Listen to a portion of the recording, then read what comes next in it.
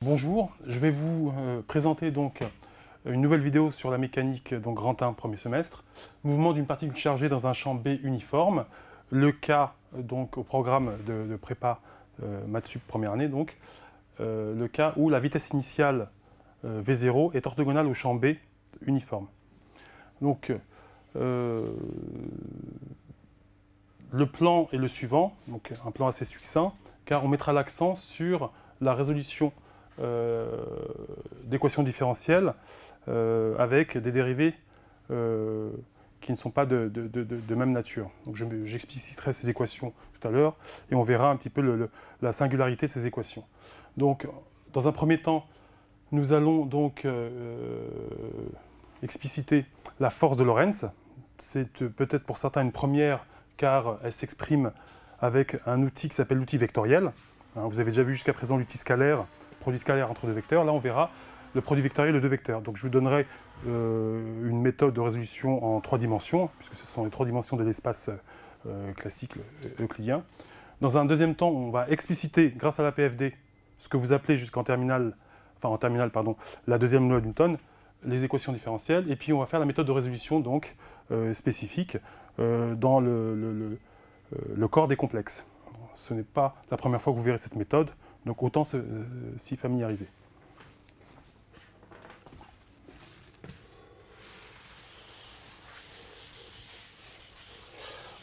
Donc, tout d'abord, nous allons nous mettre dans un espace avec, je vais prendre le plan du tableau, qui sera le plan OXY, et le champ B.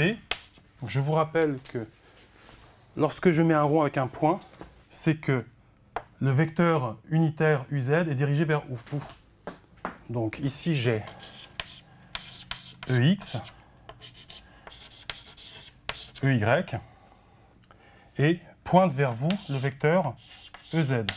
Donc EX, EY, EZ forment un trièdre direct. Il suffit de compter 1, 2, 3, 1, 2, 3, ou 3, 1, 2, ou 2, 3, 1. Dès que vous permutez, il ne s'agit plus d'un trièdre direct. Donc EX vectoriel EY va donner EZ, EY vectoriel EZ va donner EX, et EX vectoriel EY va donner EZ, et ainsi de suite. Par contre, EX vectoriel EZ va donner moins EY, puisqu'il ne s'agit pas d'une permutation directe. Je vous rappelle que vous définissez donc le critère direct grâce à la main droite. Donc les gauchers, faites attention. Vous avez EX, EY et EZ qui pointent vers vous. Donc la fameuse pointe. Voilà pour le rappel. Donc la force de Lorentz. C'est une définition. Donc a priori, vous la prenez par cœur. Et elle concerne une particule. D'accord ? Non pas un système macroscopique, mais une particule élémentaire de charge Q, qui peut être positive ou négative. V est la vitesse, quel que soit T. Ce n'est pas la vitesse à l'origine. D'accord ? Donc, il va y avoir une courbe qu'on va déterminer plus tard, qui sera donc une courbe spécifique qu'on définira après. Et la vitesse V peut varier. Peut varier en norme ou pas. Si elle ne varie pas en norme, elle peut varier en sens et en direction. Donc on verra ça de manière détaillée tout à l'heure. B, pour la notation, on va utiliser une notation en colonne. Donc B n'a pas de composante sur X, n'a pas de composante sur Y, il y a une composante sur EZ. Et V, nous l'écrirons de cette manière, Vx, Vy et Vz. Voilà pour les écritures. Donc, nous allons utiliser le principe fondamental de la dynamique. Okay. Nous allons négliger le poids de la particule par rapport à la force de Lorentz, puisqu'on liste deux forces, le poids a priori de la particule et la force de Lorentz. On néglige toute force de frottement dissipative. Alors on néglige le poids, le critère est assez simple, c'est que c'est une particule élémentaire avec une masse de l'ordre de 10-27 kg. D'accord ? Donc le poids face à la force de Lorentz est ultra négligeable. On pourrait faire l'application numérique en exercice et on on le constaterait aisément. Un simple constat à travers une phrase très très simple suffira pour justifier cet aspect négligeable. Donc on va écrire simplement que f égale à MA. Donc je vais prendre un peu plus d'espace.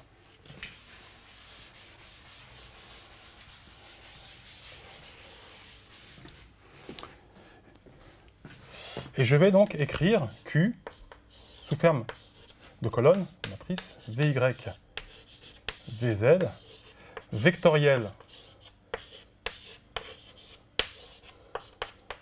égale à M. Alors, Vx point, la dérivée de la vitesse Vy point et Vz point. Voilà. Alors, l'utilisation de l'outil vectoriel. Ceux qui ont pris l'option SI en seconde ou en première pour anticiper donc une rentrée en prépa, auront déjà utilisé cet outil vectoriel. Pour les autres, bon, il s'agit d'une méthodologie. Alors regardez ce qu'on fait. L'outil, le produit vectoriel de deux vecteurs va donner un vecteur. D'accord ? Tout à l'heure, je l'ai évoqué en disant par exemple que EX, vectoriel EY va donner EZ. Donc le produit vectoriel de deux vecteurs va donner un vecteur orthogonal aux deux premiers. Ici, on va procéder de la manière suivante. Donc je réécris les choses qui ne changeront pas. VZ point, voilà. Donc, première chose, on barre la première ligne. Il nous reste ici VY0, VZ, B. Donc je barre cette première ligne et je fais le produit en croix. VY fois B moins 0 fois VZ. Donc il me restera VY fois B. Ensuite, je barre la deuxième ligne et il me restera Vx0, Vz, B. Et à ce moment-là, je change de sens. Je fais 0 fois Vz moins Vx fois B. Donc, moins Vx fois B. Ensuite, je barre la dernière et nouvelle alternance. Donc en fait, c'est une fois l'un, une fois l'autre. Je barre ici et je me retourne en faisant ce produit en croix. Vx fois 0 moins Vy fois 0. Ça fait 0. Voilà comment, en 3 dimensions, on exprime un produit vectoriel. Du coup, ici, je peux avoir donc un système de 3 équations. Q, B, Vy qui sera égal à M, Vx point, moins Q, B, Vx égale à M, Vy point, et 0 égale à Vz point.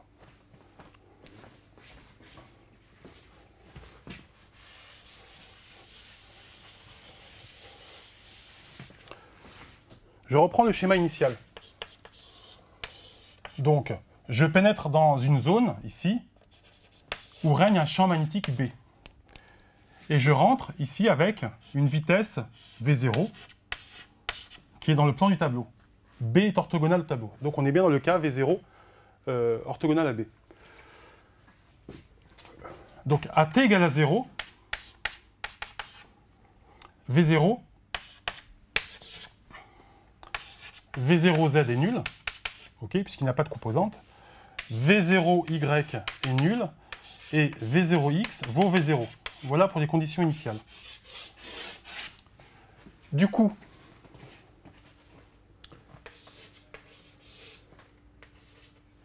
Vz point égale à 0 implique que Z égale à Z0. La particule pénètre ici en haut, à t égale à 0. À t égale à 0, Z0 égale à 0. Donc ce résultat est très important parce que cela signifie que si la particule rentre dans la zone où règne le champ magnétique B, avec cette vitesse V0 dans le plan du tableau, il restera, quel que soit t, dans le plan du tableau, puisque Z est nul. Donc le mouvement se fera dans le plan d'équation Z égale à 0, donc le plan du tableau. Maintenant, on va s'intéresser à ces deux équations. Avant de tenter une résolution, il est nécessaire de remarquer quelque chose d'assez atypique. Okay. Ici, j'ai la vitesse, et j'ai la dérivée de la vitesse, mais non pas suivant y, suivant x. Ici, j'ai la vitesse suivant x, et j'ai sa dérivée suivant y. Donc, si vous voulez, c'est ce que j'ai appelé tout à l'heure des dérivées croisées. D'accord? Donc, du coup, si on avait eu ici un vy point, on aurait eu une équation d'ordre 1, une équation différentielle d'ordre 1. Idem ici, si on avait eu vx et vx point, on aurait eu une équation différentielle d'ordre 1 qu'on sait résoudre, puisqu'on l'a vu dans le chapitre, dans la vidéo, résolution d'équations différentielles du premier ordre. Or, ça n'est pas le cas. Donc, il faudra trouver une astuce pour pouvoir résoudre et lever cette singularité.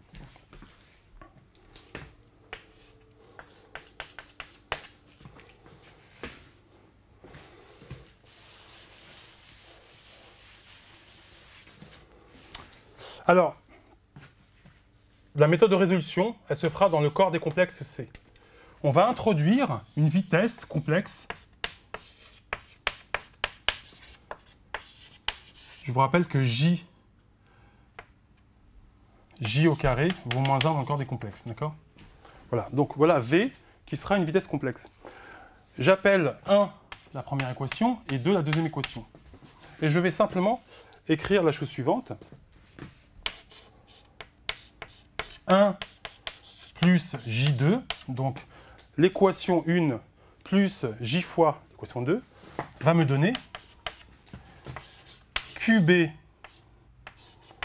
Vy plus J, enfin moins, excusez-moi, J Vx égale à M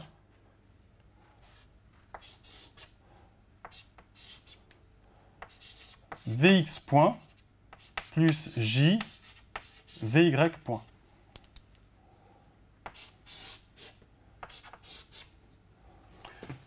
Je vais donc ordonner tout cela.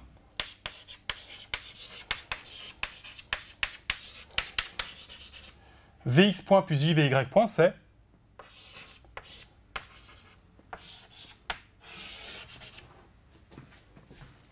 la dérivée de la vitesse complexe, excusez-moi.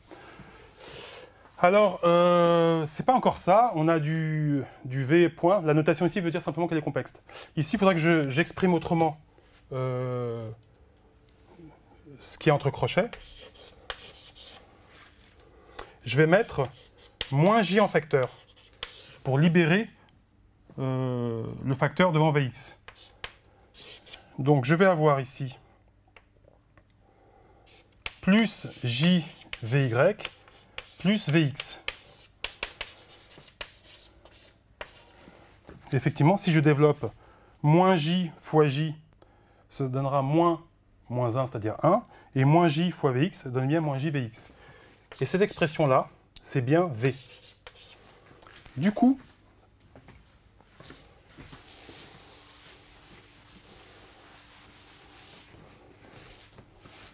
je vais avoir l'équation suivante. M, l'équation différentielle suivante, égale à moins JQB,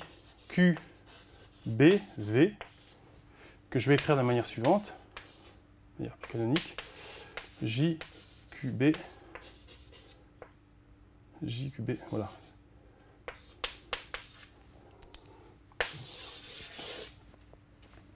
Alors, dans le corps des réels, une équation sans le J serait une équation différentielle d'ordre 1. Là, dans le corps des complexes, c'est une équation différentielle d'ordre 1 dans le corps des complexes. Et ça, on sait résoudre. On va résoudre dans le corps des complexes.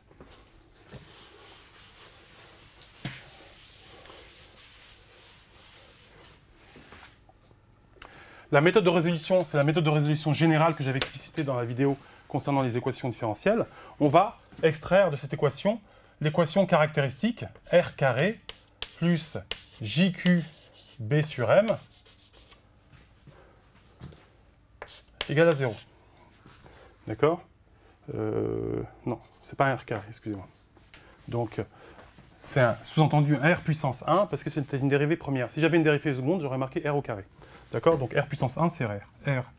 Alors, pour simplifier, ici, remarquons la chose suivante. Ici, j'ai une accélération, c'est-à-dire une vitesse sur un temps. Ici, j'ai une vitesse. Pour que ce soit homogène, il faut que cette expression soit homogène à l'inverse, alors pas le J, voilà, cette expression, puisqu'il s'agit d'une expression réelle, soit homogène à l'inverse d'un temps. Donc, pour des raisons de commodité,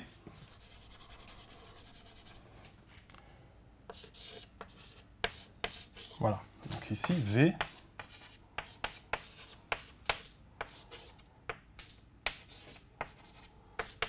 voilà. Ce sera plus commode, d'accord? Et taux vaudra donc M sur QB.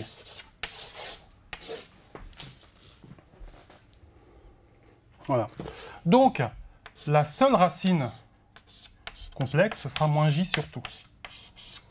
Du coup, ma vitesse complexe aura pour expression A exponentielle moins J sur taux T. Avec ici, voilà. Alors bien évidemment, il faut qu'on retourne dans le monde réel. Il suffira de dire maintenant que Vx, c'est la partie réelle de V, donc c'est REV. Vy, ce sera la partie imaginaire de V. Nous y sommes presque.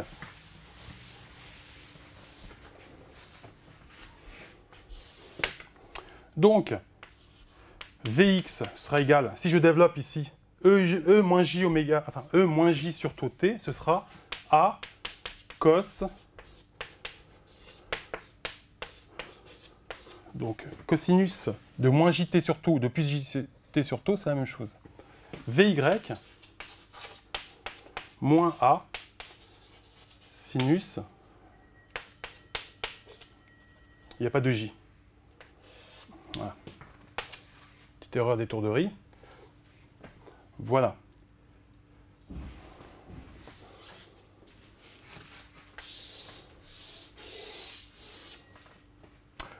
A est une constante. Une remarque fondamentale. Le module de V, c'est par définition racine de Vx carré plus Vy carré. D'accord? A au carré cos au carré plus A au carré sinus au carré, ça donne A. A étant une constante. Donc ici, on constate une propriété remarquable, c'est que la norme de la vitesse est constante. Pourtant, la vitesse change en sens constamment. Donc, le vecteur vitesse en norme ne changera pas. C'est un petit peu comme si je prenais cette craie, qui aura donc une norme constante, okay, mais qui change de direction ou de sens. Si on revient maintenant aux conditions initiales, je vous rappelle une fois de plus qu'on avait cette configuration-là.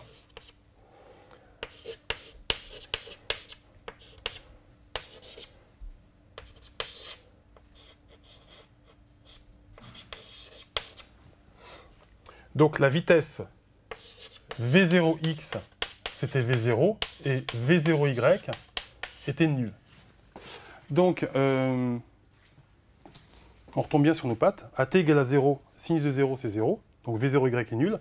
Et à t égale à 0, okay, on a V0 égale à A, cosinus de 0, ça fait 1.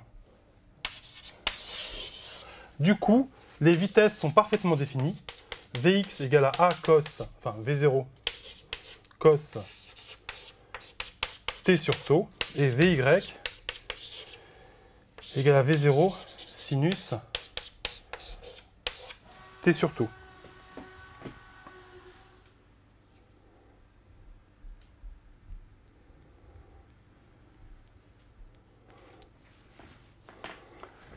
On vient donc de démontrer que la norme de la vitesse était constante, mais on n'a pas déterminé la nature de la trajectoire. Donc, x de t, y de t. Lorsque je dérive x, j'obtiens vx. Lorsque je dérive y, j'obtiens vy. Donc, pour passer de vx à x, je vais donc intégrer ou primitiver. Donc, je vais écrire cosinus t sur taux, V0 plus une constante qui sera donc x0. Je vous rappelle que la particule pénètre à t égale à 0 en 0, 0, 0, au point O. Donc x0 vaudra 0. Vy, la primitive de cosinus, c'est sinus, excusez-moi. Je primitive sinus, ce sera moins cosinus. Donc j'aurai un moins V0, tau, cosinus, t sur tau, plus y0. Pareil, à t égale à 0, y0 est nul. Okay. Donc, pareil, si je mets au carré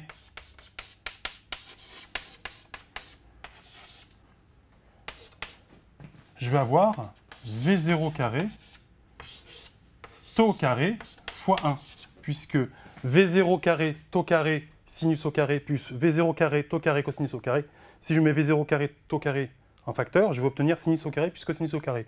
Et ça, c'est valable quel que soit t.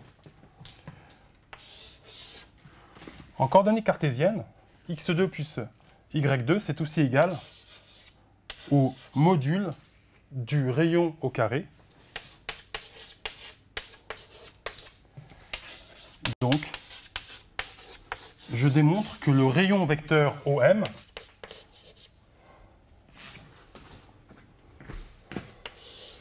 le point M décrit une courbe. J'ai démontré en gros que OM, au final, était constant.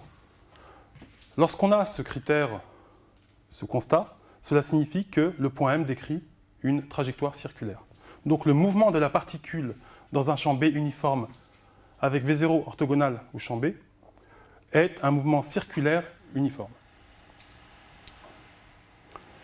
Dernière remarque avant de clore ce cours, on aurait pu dès le départ trouver que la vitesse en norme était constante. Il suffit d'utiliser le théorème, non pas de l'énergie mécanique, je vous invite à revoir la vidéo sur le théorème de l'énergie mécanique, mais le théorème de la puissance cinétique, qui n'est ni plus ni moins qu'une variante. Si le théorème de l'énergie mécanique faisait référence au théorème de la puissance cinétique, donc théorème de l'énergie cinétique. L'expression différentielle de l'énergie cinétique est égale au travail des forces appliquées au système. D'accord ? Le poids étant négligeable, il ne reste plus que F. La puissance cinétique, c'est un débit d'énergie. Donc il suffit de dériver.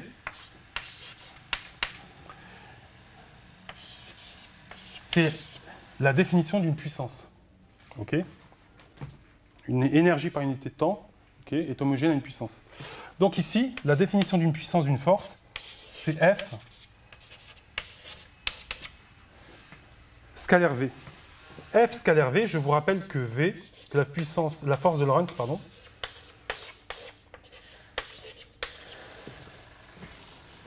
je vous ai expliqué tout à l'heure que le produit vectoriel générait un vecteur orthogonal à chaque vecteur.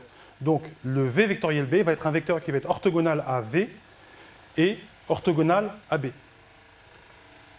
Or, V est contenu dans ce produit vectoriel et V est ici. Donc le produit scalaire de V et de V vectoriel B est nécessairement nul.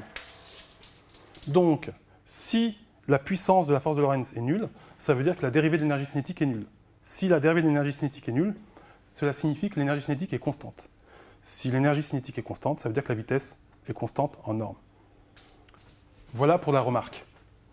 Donc effectivement, on aurait pu l'utiliser en parallèle, mais bon, il était intéressant de mener de front, du début à la fin, la méthode complexe. Voilà pour ce chapitre. Je vous remercie et je vous donne donc rendez-vous pour la prochaine vidéo.